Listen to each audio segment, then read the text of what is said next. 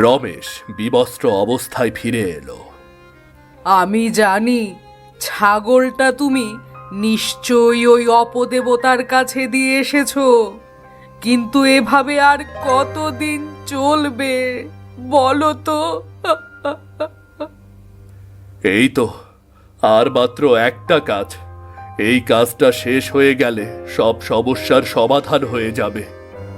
কোন কাজের কথা বলছো তুমি? অপদেবতার কাছে একজন মানুষকে উৎসর্গ করতে হবে, তাহলেই অপদেবতা বলেছে আর কখনো সে আমার কাছ থেকে কিছুই নেবে না। না না, না না, এমন ভয়ানক কাজ তুমি করো না। না, না। এছাড়া কি আর করব বলো তো? যদি কোনোভাবে অপদেবতার কাছে মানুষ পৌঁছে দেওয়া না যায়, তাহলে সে সবাইকে হত্যা করবে। কিন্তু এমন মানুষ তুমি কোথায় পাবে? অপদেবতা আমাদের মেয়ে ঝিলিককে চেয়েছে। না, তুমি কি মানুষ? একজন বাবা হয়ে শেষ পর্যন্ত নিজের মেয়েকে তুমি অপদেবতার হাতে তুলে দেবে? এছাড়া আমার আর কিছুই করার নেই।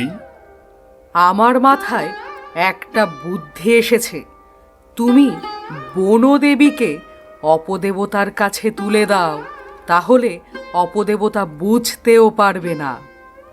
না না, আমি একটা নিরীহ মেয়ের জীবন এভাবে শেষ করতে পারবো না।